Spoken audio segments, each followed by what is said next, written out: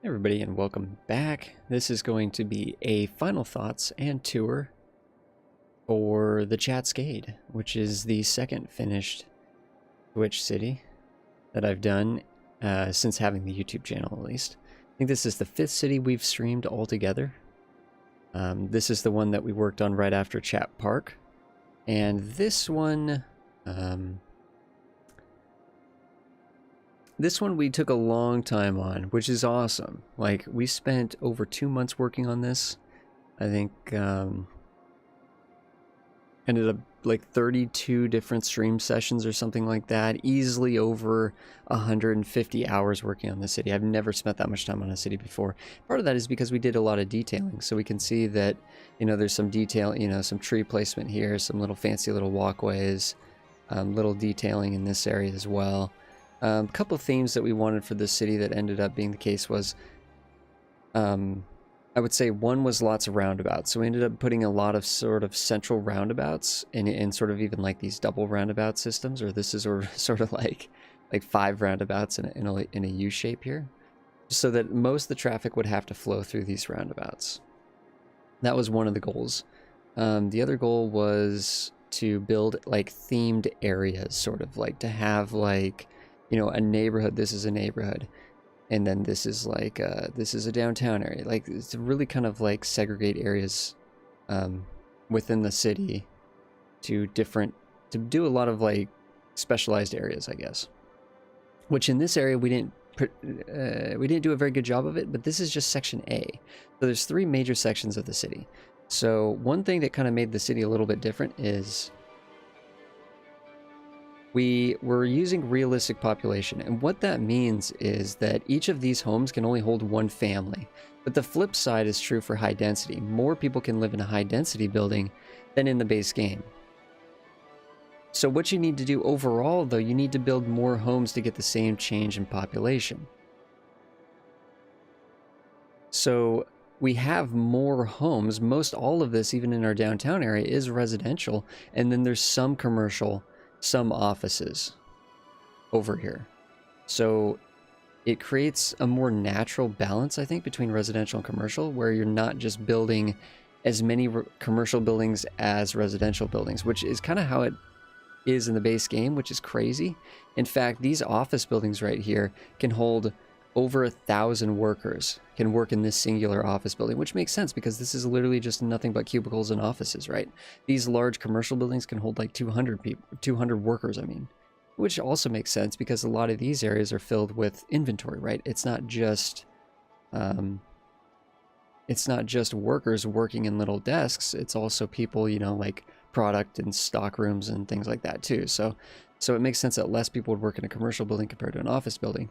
But it also makes sense that more people would work in these buildings than they do in the base game, where in the base game, only like 10 people would work in this entire giant building. So 1,000 is a lot more than 10, which means you have to build a lot more homes. But I just said that homes hold less people, right? So it's this weird, like, it's just this weird balance, but overall it creates a more natural looking flow. I really like this particular area. This is sort of like one of our shopping districts.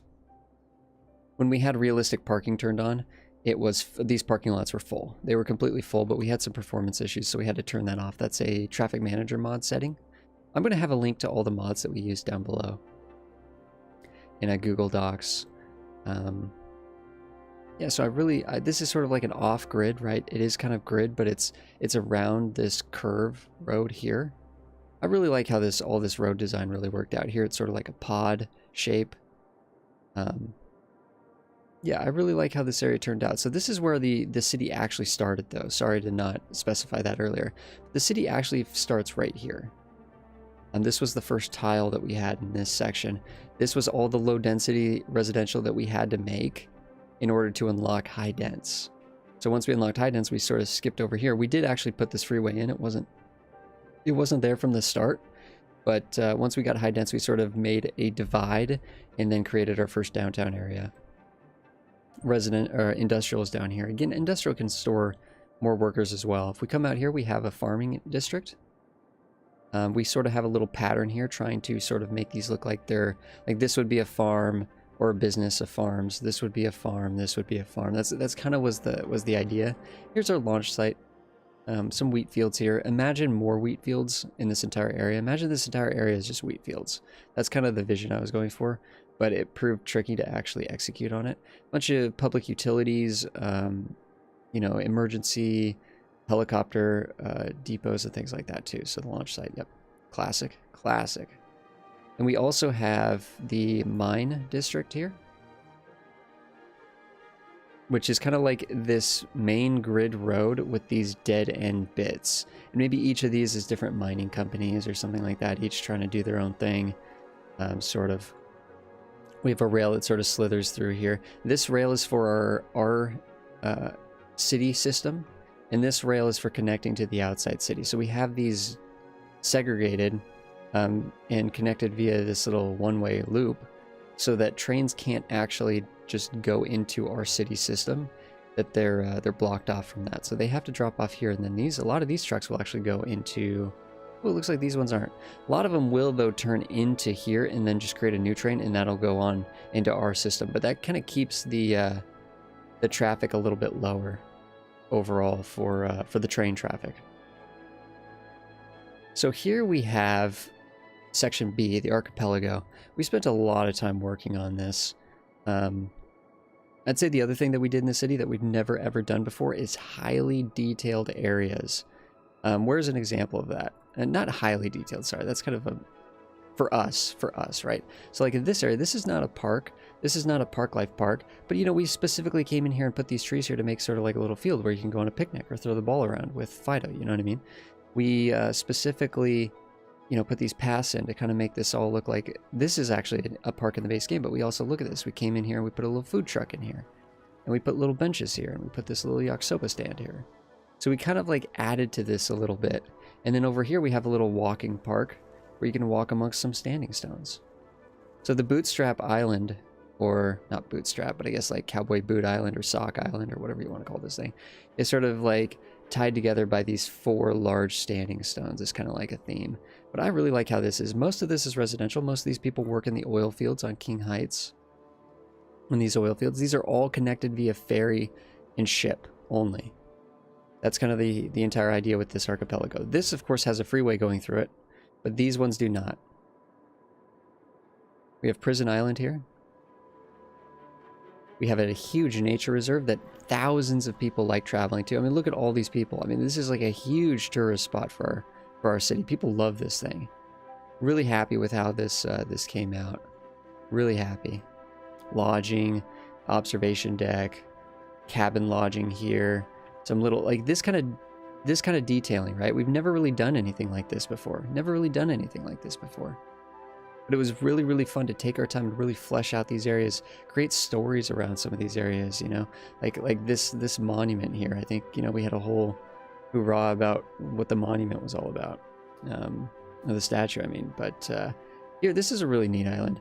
So you come in, you get checked in with the Central Intelligence Agency. If you have clearance, you're allowed to go around. This was completely Dr. Ransom's idea to have like a secret laboratory island, or like a research island for the, like government research island, or like a mad scientist island or something like that. So we have the Robotics Institute here. We have the Nanotechnology Center. We have launch site. We have sort of like water research going on out here, deep water research going on out here, another research center. Housing for the scientists and the other people that have to just work here to make things work, right? The janitors, the administrative people, all the people that are required for making a sort of an isolated community like this function. We have some little activities here just to try to keep these people sane, you know, because these people don't live normal lives. These people are basically, you know, hidden away by the government to work on top secret projects and stuff like that. So that's the idea there. This is a really cool island. I wasn't even sure we were going to finish this entire island, but we really did. There's some areas that we kind of needed trees, but I really like this particular section. I'll highlight. We beach on the camp on the beach, little sort of outdoor camp on the beach here. Moves into a casino area with hotels. So this is one of 2 main tourist areas. Then we have this park that's this terrain was flattened with a retaining wall. Fantastic idea by Jumanji, but this is one of my favorite parks in the entire city. It just has such an, I don't know, such an interesting flow. It's so diverse. We have places you can rent kayaks here. little picnic areas here. This open area that, again, you can do your own picnic here. You could kick the soccer ball around or whatever you want to do, right? But I like the segregation here where it's commercial at the tip, offices in here, big, high, like very high worker providing offices, right? Each of these hold basically 1,000+ workers, 1,000+ workers. Then we have a bunch of high dense residential to supply the workforce for this area, right? And then it sort of bleeds out into a suburbs kind of here. And I think this just all together, this area is probably the most natural flow of any city I've ever done. It's just sort of, it just makes sense, the flow between these points. More residential up here. This is sort of like a rich neighborhood, a plateau up here that overlooks the golf course. So we did a golf course this time. And I'm really happy with how this turned out. The only disappointing part is that it's 9 holes. But holy cow, an 18-hole golf course takes up an insane amount of space. I wanted 18 holes, but instead we compromised. We did this really awesome water thing with some waterfalls and stuff. But the golfers have a spectacular view of the surrounding landscaping and this big waterfall up here. The map that we're playing on, Alena Falls, is a fantastic map, very beautiful. This is sort of just a generic area with a park, sort of inspired by a boardwalk, but of course it's not on a boardwalk. Just a very mellow theme park. Actually, the only theme park that we have in the city is on the Sauk Island. So this actually drives a lot of people. A lot of tourism visits Sauk Island. They should actually come here via ferry just so they can actually go to the theme park, the one theme park that we have. So that's really cool. A big industrial area here that sort of looks like a clothes hanger or something. At this point, I just wanted to try to improve our exports and minimize our imports. So we just built a bunch of... It's kind of an interesting little road network that we have here. And I'm actually surprised that both of these are being used. I did it just for aesthetic reasons, but yeah, both of these are actually getting actively used, which is interesting to me. Bunch of residential. We have some offices in here, just kind of a generic area that we did just to boost the population, to give, you know, a workforce for surrounding jobs. I do like how this aquarium area turned out. It's sort of a big round with a big sort of pedestrian... I'm calling this a pedestrian paradise because you have... These pedestrians have access to all these really awesome things, all these little parks and activities and things like that, including the aquarium. And I think it's sort of like the trees that we have here sort of makes you feel like this is not a park life park. It's just sort of a collection of things that you have from the main game. Football stadium here, just housing, sort of a culture district here. Nice little park life park here, mostly water. We call it the Frog Pond, but we have the art museum, modern art museum, and the theater. This nice little sort of picnic area, eating and picnic area there. Bunch of interesting pedestrian pathways.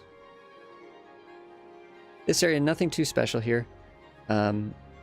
Mostly just residential, some offices, commercial. This is probably my least favorite part of the entire city, actually. It just doesn't quite make sense. It doesn't blend well with the rest of the city. It just kind of looks out of place. I really like this neighborhood because it's sort of like a tree. Heavily inspired by Slayer 3K88. One of our major transportation hubs right here. We have thousands of people coming through here. We have over 2,000 people using this train station every week. Over 1,000 people using the cable car and about 1,000 people using the monorail. It comes up here to another train station, and this sort of skips across the freeway, right? This gets people across the divide, but once they're here, this distributes them throughout this part of the city. A small zoo, very small zoo here, but I like how it's sort of sequestered away on this little plateau. Monorail that sort of cruises over it, which is kind of neat. Sort of a college campus here that we did with mostly, yeah, just all base game, not base game, but like expansion stuff, just in the game assets, right? Nothing downloaded from the workshop here. Nothing downloaded from the workshop here. Gymnasium, the Modern Technology Institute, biology department, tennis, faculty areas there. Corporate headquarters in this area. We could follow this little highway up through the woods, through the countryside. Little towns, little self-sufficient towns along there. And we can peel off and go to this campsite here with the observation tower and the climate research center. I really like how this sky network that goes over this bit. But for the most part, you know, you have lodging here, observation activities over here. Then we can come up to the second tourist area, main tourist area, one of two. Well, actually, now there's three. Now there's three. So we have hotels here, the international airport, a big stadium, big stadium. We make most of our money from the stadiums, actually. Our teams are winning a lot of games. A really interesting park here. I like how this pathway actually goes up into the rock and goes, like, elevates through it. which is actually like a little bit harder to do than it looks, but we kind of figured out a trick for that. A bunch of commercial in here for the tourists and everything. This is just residential to supply the workforce for all those jobs, right? Come over here, we have a bunch of industry. Again, we were trying to boost, I'd say this grid network is inspired by Freelancer Alaska a little bit, just like curves, like it's sort of grid, but off grid with curves. He would never allow this crooked road right here, so just close your eyes, avert your eyes there. That is a crooked road. I'm sorry I pointed that out to you if you didn't see that already. But yeah, this is a really nice little industrial area here. Some farming and then some generic industry. And once we put this in, we officially flip the script on our imports and exports. We're importing, the only thing we're importing right now is agricultural products, and we're exporting everything else. And we're exporting 3 times as much as we're importing, which is really cool.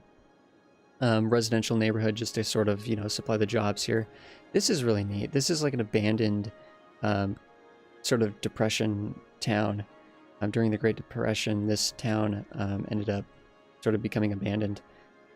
It was, it used to be a flourishing iron mine, but, you know, things happened and stuff. And with the iron, though, it would get processed down here at the steelworks. But we actually did a decent amount of time putting in these little cars and putting in, you know, the abandoned cemetery and sort of making it look like it was overgrown. And, you know, yeah, this was really fun detailing this little abandoned mine town. Heck, maybe the town actually, you know what happened was the iron was getting harder and harder to gather. Combine that with the Great Depression, it just wasn't, the business was no longer profitable, and the entire town, who once relied on the iron from these natural resources from these mines, ended up having to uproot themselves and start a new life elsewhere. Later on, a road came in through here that sort of cut through the town, the abandoned town, long after the town was already abandoned. But then since then, you know, there's been a new road that sort of completely destroyed even the Route 66. So Route 66 doesn't even like do anything for us anymore. So it's kind of a story of cars all over again, right? Except for like this doesn't have a happy ending. So last but not least, let's take a look at our two things. Let's take a look at our really cool intersection here. This janky snail is what we're calling this thing.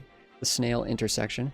Really happy with how this turned out. It's sort of like a very one-sided trumpet, really, like kind of a weird swivel. It's basically like an amalgamation of a trumpet. But what makes it so interesting is the fact that it has to come out at this angle.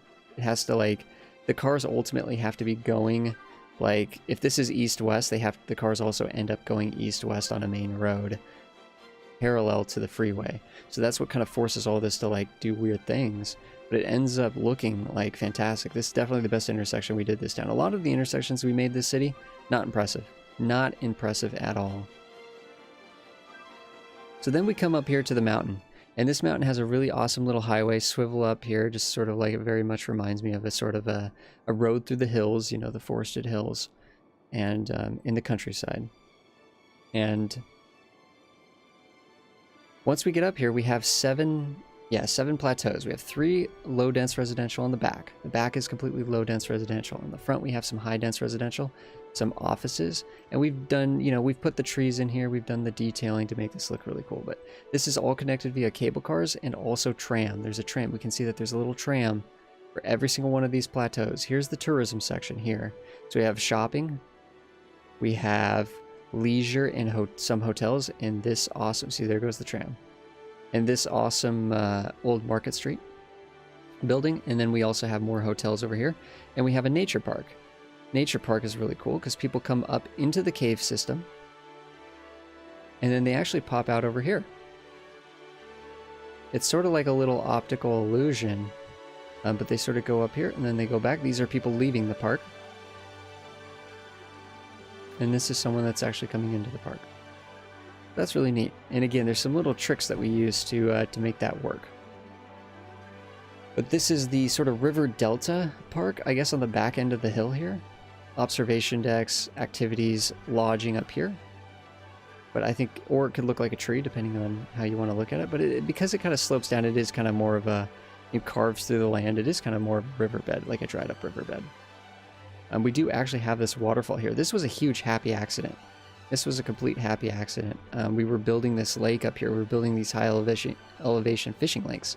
And this one gave way, and it made a waterfall, and we're like, hey, let's roll with it. And there we go. Now we have a waterfall. It's not quite believable, but I guess there's just a really powerful spring here. That's what we're saying. Just a really crazy spring here. So yeah, it looks kind of nice. I like how it divides into 4 here. It goes kind of like 2, 3, 4, right? Which is kind of natural. So it took us like a couple hours to make that waterfall and make it look good, because the water in this game is a little tricky, but yeah. There's that park, which I think turned out fantastically. But yeah, I'm really happy with how this plateau, this was sort of the final creative challenge. And I think this little plateau is amazing. The fact that they're all connected via a highway that goes through the mountain, and that they're all connected by trams, is really neat. So the last but not least, guys, did I say that already? This is for real. The Chatscade. This is why it's called the Chatscade, because this is where Chat lives. Chat lives on this crazy island here. We can see, if we zoom in, we can see these are all little 1-by-1 little houses. And Chat lives on all of the, in every single one of these is occupied. In fact, there's over 600 homes. There's over 600 homes on the Chatscade, which blows my mind. So that means we've had over 600 people since making this city join the chat, say hello, ask a question, follow the channel, whatever you want to, however you want to describe it. So we got 600 unique people living in the Chatscade, which is mind-blowing. That's definitely way more than we had in Chat Park, but I never did count Chat Park. But yeah, the Chatscade is pretty awesome. It's never going to be as good as Chat Park, guys, but it's pretty awesome. So thank you so much, everybody, for taking a look at the city, helping me immortalize the Chatscade. And yeah, thank you so much, everybody. I will see you guys in the next one. I don't know how much City Skylines content we're going to be putting out here. Of course, there will always be final thoughts of all the ones that we finish on the Twitch channel. We play City Skylines on Twitch about 3 nights a week. There's going to be a link for that down below. But thank you so much, everybody. And have a good one.